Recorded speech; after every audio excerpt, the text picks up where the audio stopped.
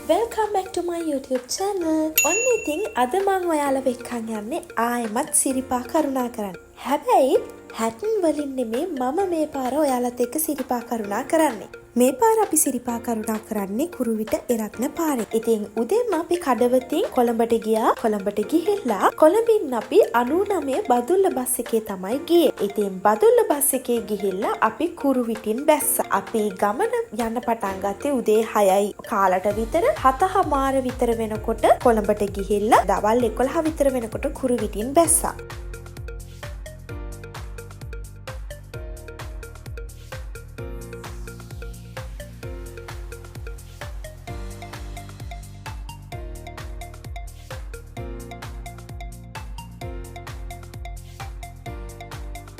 අනිවාර්යයෙන්ම ඔයාලත් ඔයාලට ඕන කරන කෑම බීම පාන් ටිකක් ඒ වගේම ඔයාලට පුළුවන් සීනි සම්බල් එකක් ලුණු මිරිස් එකක් ඔය වගේ චූටි දේවල් ඔයාලට හදාගෙන යන්න පුළුවන්. මේ තියෙන්නේ කුරුවිට බස් ස්ටෑන්ඩ් එක. අපි දැන් මෙතනට ආවේ කුරුවිටින් එරත්න බස් එකේ යන්න. එදා අඩවි කන්ද බස් එක තිබ්බේ පැයකට විතර පස්සේ. ඉතින් අපි තීරණය කරා අඩවි කන්ද බස් එකේ යන්නේ නැතුව එරත්න බස් එකේම යන්න. එරත්න බස් එකෙන් ගියාම ඔයාලට බහින්න පුළුවන් එරත්න හන්දියෙන්. එතන ඉඳන් ඔයාලට ට්‍රයි එකක යන්න පුළුවන්. එතකොට ඔයාලට තව කිලෝමීටර් 4-6ක් වගේ ට්‍රයි එකේ යන්න පුළුවන්. එහෙම නැත්නම් අඩවි කන්ද බස් එකේ ගියොත් ඔයාලට තව කිලෝමීටර් 2-4ක් වගේ ප්‍රමාණයක් තව ඇවිදගෙන යන්න වෙනවා. හැබැයි ඔයාලට කුරුවිටින් අඩවි කන්ද බස් එක ගන්න පුළුවන් වුණොත් එරත්න හන්දියේ ඉඳන් තව කිලෝමීටර් 2ක් ඉස්සරහට බස් එකේ යන්න පුළුවන්. ඉතින් අපිත් එරත්න බස් එකේ ගිහිල්ලා එරත්න හන්දියෙන් බැහැලා එතන ඉඳන් ට්‍රයි එකක තමයි ගියේ.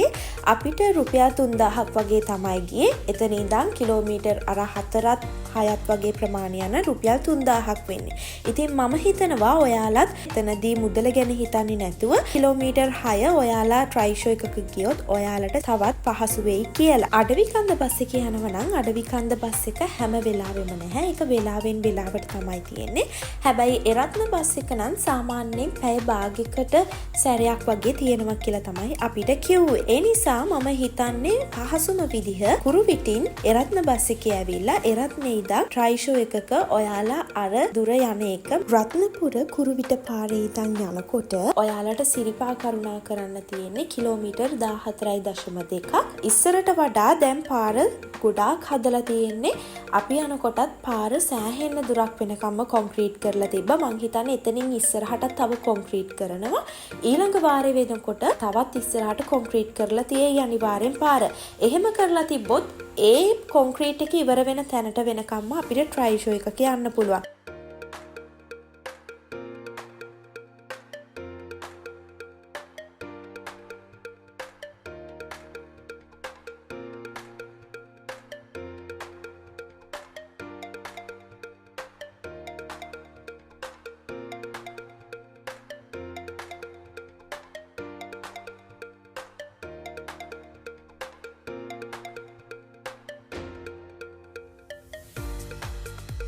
අපි සිරිපා කරුණා කරන්න පටන් ගන්නකොට හරියටම දවල් 1:00යි. මේ පාර අපි යන්නේ එරත්න පාරෙන්. ඉතින් අපි ඉස්සරහට ඔයාලට ලස්සන වීඩියෝස් ගොඩක් අරන් එනවා.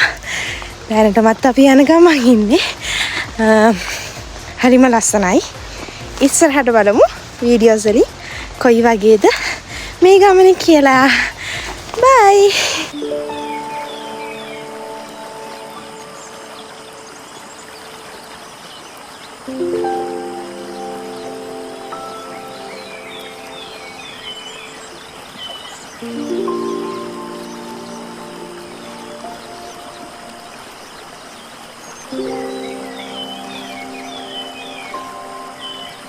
අනිවාර්යෙන්ම ඔයාලගේ බෑග් එකේ බර ගැන හිතන්නේ නැතුව ඔයාලට අවශ්‍ය කරන හැමදේම Tamanගේ බෑග් එකේ දාගෙන යන්න. හේතුව තමයි මේ පැත්තේ හැටන් වලින් සිරිපා කරුණා කරනවා වගේ අඩියෙන් අඩිය කඩවල් නැහැ.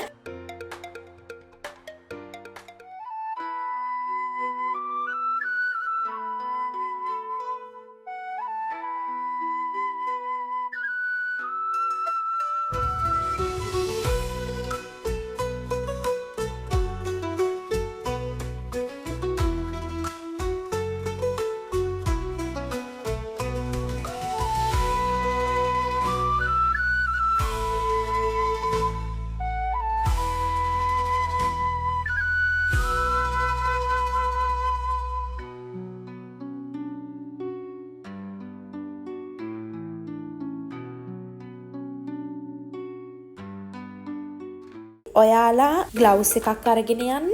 ග්ලව්ස් ඕනේ මොකද පාන්දර වෙද්දි සීතලයි. ග්ලව්ස් එහෙන් ගන්නත් පුළුවන් ඔයාලට රුපියල් 200ක් වගේ වෙන්නේ. නැත්තම් ඔයාලට මෙහෙන් අරගෙන යන්නත් පුළුවන්. ජර්සි එකක් අනිවාර්යෙන් මතක ඇතුව අරන් යන්න. කෑම බීම වතුර ඊළඟට බෙහෙත් සිද්ධාලේප ඒ වගේ දේවල් අනිවාර්යෙන්ම අරගෙන යන්න අමතක කරන්න එපා. සහ ඔයාලට අවශ්‍ය නම් ටෝච් එකක් අරගෙන ගියාට කමක් නැහැ.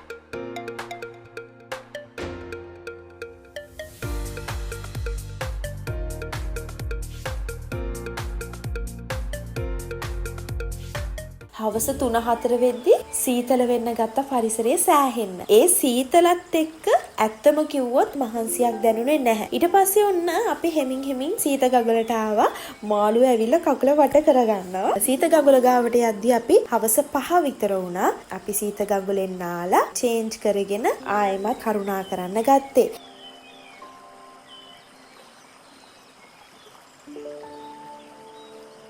කොහොමත් සීත ගගලෙදී දඩු කෝඩු සහ කිරි කෝඩු වලට චාරිත්‍රයක් කරන්නත් තියෙනවා දෙහි ගාලා. ඒ චාරිත්‍රත් අනිවාර්යෙන් කරන්න. ඔයාලට පේනවද දැන් මෙතන පාලමක් හැදෙනවා. ඒ කියන්නේ වැස්ස කාලෙට සීත ගඟුලේ ඉඳන් එන්න අමාරුයි. ඒ කියන්නේ වතුර ගොඩක් වැඩි වුණාම එතන කරුණා කරන්න අමාරු හින්දා දැන් මේ විදිහට පාලමක් හදනවා. ඉතින් ඊළඟ කරුණා වාරෙදී මං හිතන්නේ මේ පාලම හදලා තියෙයි කියලා. සීත ගඟුලෙන් නාලා අපි ඔය කඩෙන් කෝපි එකකුත් බීලා තමයි ආයෙමත් කරුණා කරන්න පටන් ගත්තේ. රෑ වුණාට පාර අඳුරු නැහැ. හොඳට එළියයි. ඔයාලට පේනවනේ ලයිට්ස් එහෙම තියෙනවා. ওই වගේ දිගටම ලයිට්ස් තියෙනවා. සමහර තැන්වල තමයි නැත්තේ කියන්නේ තැන් 2-3ක් විතරයි අපිට එහෙම හම්බුනේ. නැත්තම් මුළු පාරම හොඳට එළිය තියෙනවා ලයිට්ස් තියෙනවා.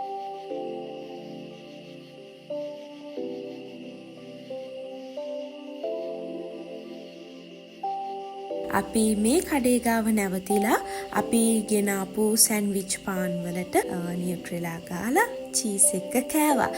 අපි හිටපු තැනට හරි ලස්සනට සිරිපාදේ පේනවා. ඉතින් අපි රෑ කෑම අරගෙන ආයෙමත් සිරිපා කරුණා කරන්න ගත්ත. ඒ හැම කඩයක් ගාවම වොෂ්රූම් එකක් තියෙනවා.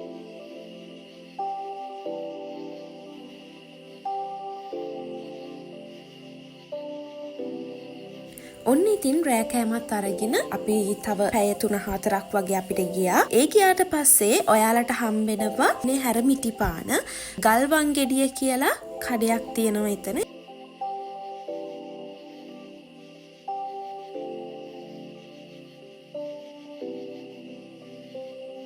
ඔන්න අපි ආවා අන්තිමම අම්බලමට. අන්තිම අම්බලමේ අපි නිදාගත්ත ටික වෙලාවක්.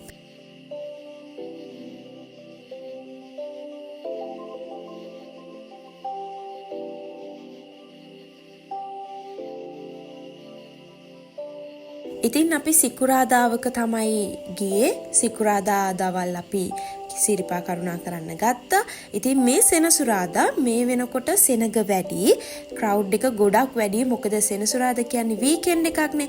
ඉතින් හැටන් පැත්තේ ගොඩක් බ්ලොක් එක නිසා හැටන් වලින් කුරුවිට පාරෙන් එන්න පුළුවන් රත්නපුරේ පාරට.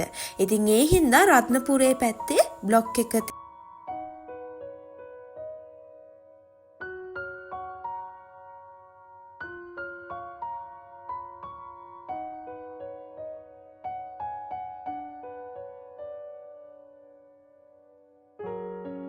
සෑහෙන ලොකු පෝලිමක් තිබ්බ. අපි පාන්දර 3 ඉඳන් පෝලිමේ අපි උඩමළුවට යද්දි උදේ 9-10 විතර වුණා. අපි පෝලිමේම පැය 6ක් වගේ හිටියා.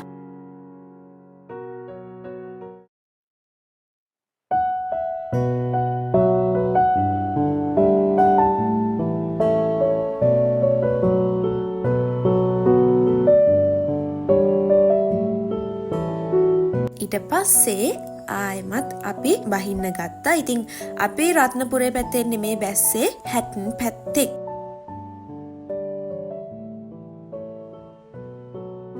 මම හිතනවා ඔයාලා සිරිපා කරුණා කරනවා නම් වීකෙන්ඩ් එකේ නැතුව පුළුවන් නම් වීක් ඩේස් වල යන්න. එතකොට පෝලිම් නැතුව ඔයාලට නිදහසේ කරුණා කරන්න පුළුවන්. මොකද ඇත්තටම සෙනග වැඩි වෙනවා කියන්නේ උඩමළුවේදීත් අපිට හරියට වන්දනා කරන්න තියෙන ටයිම් එක, උඩමළුවේ ඉන්න ටයිම් එක, ඒ හැමදේම අඩුයි.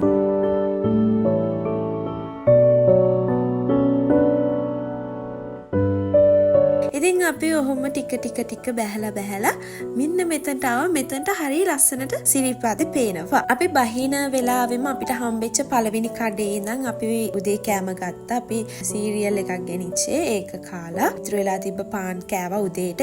දැන් හවස 3ට විතර ඇති. ඇත්තටම සෑහෙන්න බඩගිනි. අපි ගෙනාපු කෑම ඔක්කොම ඉවරයි.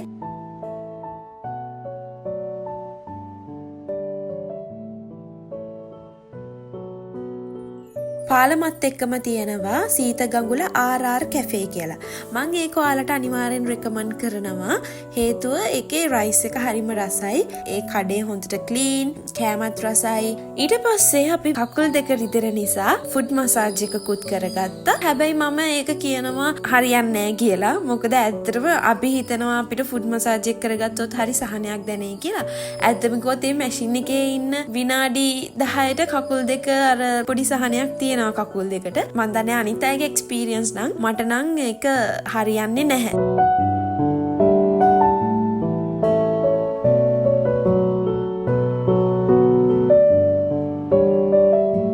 මේ තියෙන සාම විහාරය. මේක ජපානෙන් තමයි හදලා තියෙන්නේ සාම විහාරය. ඊට පස්සේ අපිට හම්බුණා ඇක්ස් ඔයිල් තියෙන තැනක්. එතනින් අපි ආයමත් ෆුඩ් මසාජ් එකක් කරගත්තා. එයාලා ෆ්‍රී තමයි මේ ෆුඩ් මසාජ් එක කරන්නේ. ඇත්තටම ඔයාලා හැටන් වලින් බහිනකොට ඔයාලට හම්බෙයි ෆුඩ් මසාජ් කරන තැන ඇක්ස් ඔයිල් වලින්. අනිවාර්යෙන් එතනින් ෆුඩ් මසාජ් එක කරගෙන යන්න. මොකද ලොකු සහනයක් දැනුණා. ඒක නිසා එතනින් තමයි අපිට හරියට ෆුඩ් මසාජ් එකක් උනේ.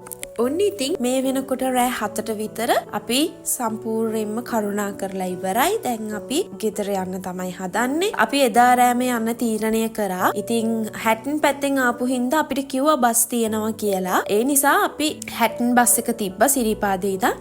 අපි හැටන් වලට ගියා. හැටන් වලට ගියාට පස්සේ තමයි අපිට ලොකුම ප්‍රශ්නේ උනේ. අපි හිතුවේ නැති විදිහට අපිට හැටන් වලට ගියාම කොළඹට එන්න බස් එකක්වත් තිබ්බේ නැහැ. ඊට පස්සේ අපි තීරණය කරා කමක් නෑ අපි ට්‍රේන් එක යනවා කියලා. 11:50ට තමයි නයිට් මේල් බදුල්ලේ ඉඳන් එන ට්‍රේන් එක තිබ්බේ. ඉතින් ඒ වෙනකන් අපිට ඉන්න වුණා. ඉතින් ඊට පස්සේ ওই විදිහට 11:50 වෙද්දි ට්‍රේන් එක ආවා. ට්‍රේන් එකේ ඇවිල්ලා අපි පාන්දර 5:40 විතර වෙනකොට රාගමට ආවා. ඔන්න ওই විදිහට තමයි අපි සිරිපා කරුණා කරේ. Thank you for watching. Stay safe. Bye bye.